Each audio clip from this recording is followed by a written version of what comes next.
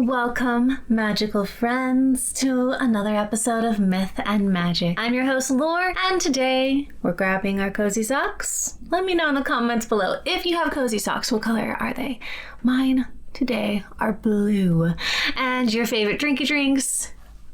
What is yours? Tell me in the comments below. We know probably, maybe if you've seen a previous video, it's Creo for me, or hot chocolate, or Pero. But my favorite, I think, is Creo. We're delving into the chilling tales of a truly iconic beast, but one that may not be known, at least in the States. I had never heard of this creature, but I'm really excited to talk to you about it today. For those of you unfamiliar with the spectral canine, prepare yourselves. The Black Shuck is a terrifying figure from British folklore, particularly prevalent in East Anglia. It's a creature that has haunted the imaginations of locals for centuries, and for good reason. Let's start, as we often do, with a bit of etymology.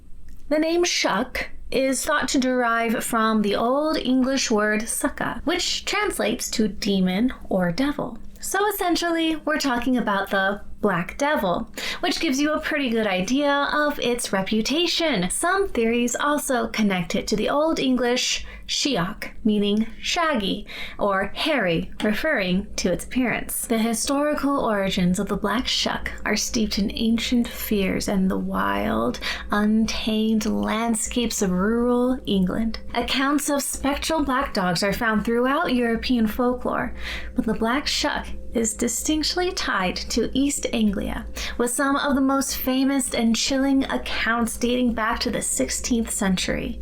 The most notorious incident occurred on August 4th, 1577, in the villages of Bungay and Blythburgh in Suffolk.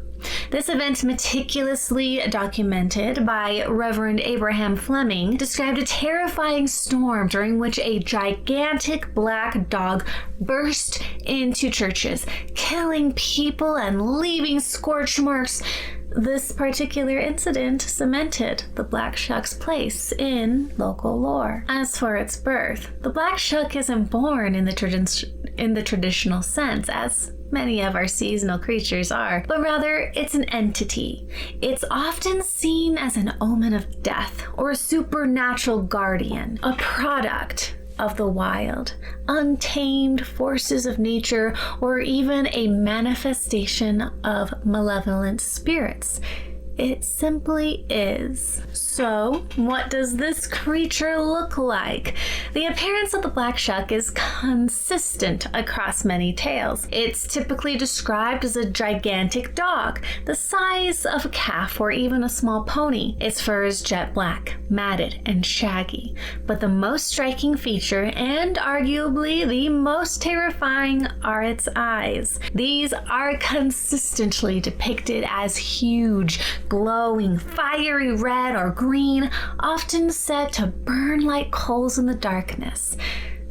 Kind of like the Mothman that we talked about recently. Sometimes, or actually a little more terrifying and a bit of a different vibe. We've got Hypnotic with the Mothman and coal, fiery, dark things in the sky. Sometimes it's described with only one eye, further adding to its ominous presence. Some accounts even mention it being headless, but the glowing eyes are almost always present. So I wonder if it is headless, if its eyes are kind of like I just mentioned the Mothman, where it's on its chest instead of on its head. What is its purpose?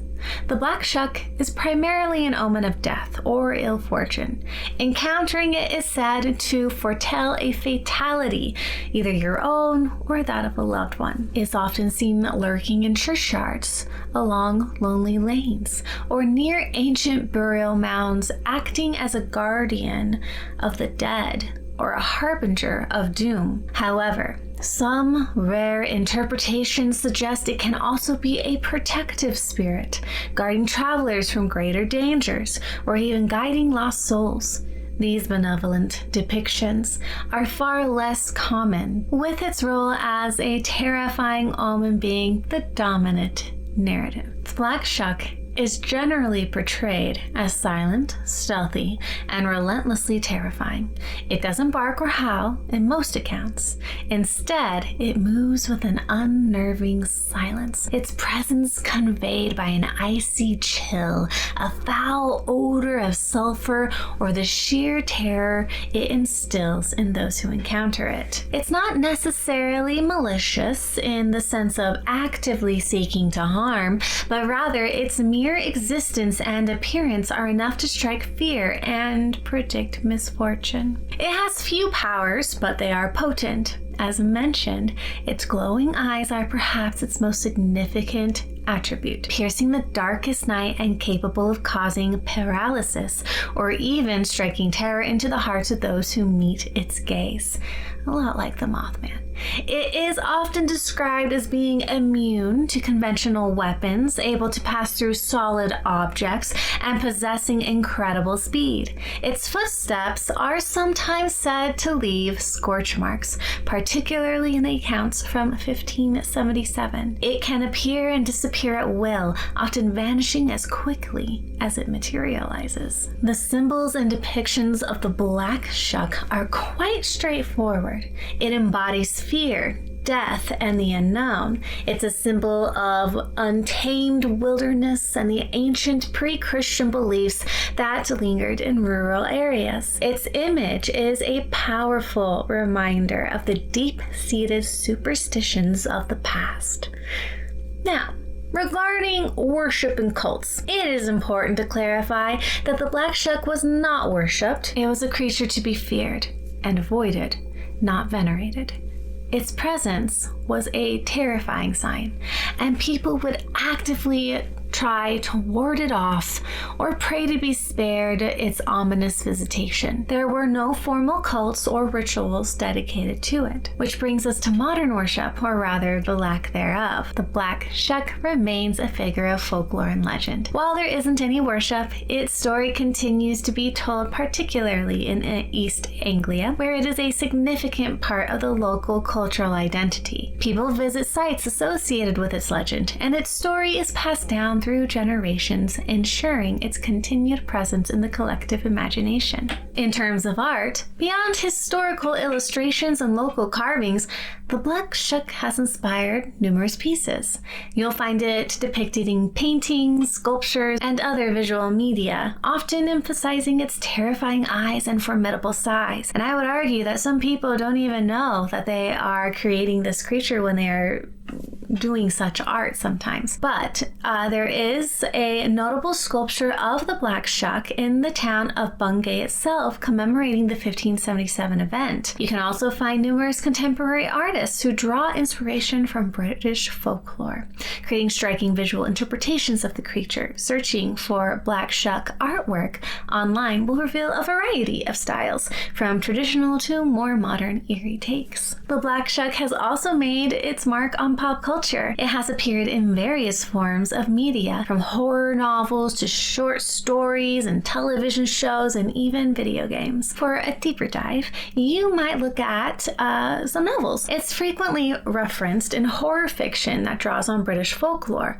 Authors like M.R. James, though not explicitly writing about Black Shuck, certainly set a precedent for spectral horror that the Black Shuck embodies. More recently, authors exploring modern fantasy or urban fantasy often incorporate such creatures. In television, the Black Shuck, or variations of the black dog phenomena, have appeared in episodes of supernatural investigation shows. You might also find it subtly referenced in shows that delve into British mythology.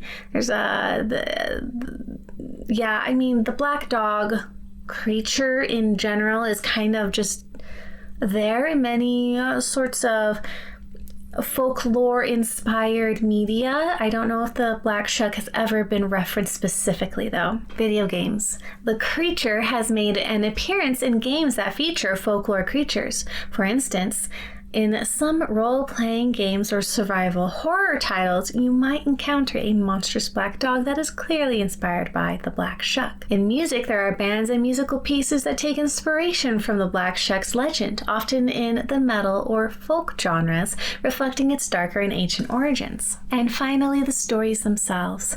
The 1577 incident in Bungay and Blytheburg remains the most famous. In Bungay, during a violent thunderstorm, the Black Shuck reportedly burst into St. Mary's Church, running down the nave past the terrified congregation, killing a man and a boy, and leaving scorch marks on the church door. It then supposedly continued its rampage to Blytheburg, where it entered Holy Trinity Church, killing 2 more people and causing a steeple to collapse. These events are not just campfire tales. They were recorded by contemporary chronicles and fueled the legend for centuries. Beyond this well-known event, countless other personal accounts and local legends persist. Glimpses of a huge, dark shape on lonely roads, the chilling sensation of cold breath, the overwhelming sense of dread that accompanies its supposed presence. The Black Shuck is more than just a scary story. It's a window into the fears and beliefs of a bygone era, a potent symbol of the unknown dangers lurking in the shadows. It reminds us that even in our modern world, there's still a thrill to be found in the ancient tales of the unexplained. And with that, my magical friends, though this was a shorter story, there's not a whole lot on the Black Shuck. We have come to the end of our journey with the terrifying creature itself. Thank you for joining me on Myth and Magic. Stay curious, keep those cozy socks handy, enjoy your drinky drinks, be a light in this world. I hope you have a wonderful rest of your day. And remember, we're doing these videos to enjoy, have fun, explore mythology, folklore, the gods, all those fun things. And if you are a creative like me, you learn about these things so you can use them, take creative liberties. But it's easier to do that, and it's more responsible to do that when you know the actual story. And I try to do my best to give you what that is. I might not be right all the time, but I can only give you what I find in my research. I hope you've enjoyed it. I hope you're having fun. I hope you're having a wonderful autumn season. I love fall. So anyway, thank you for being here. I'll see you next time. Bye.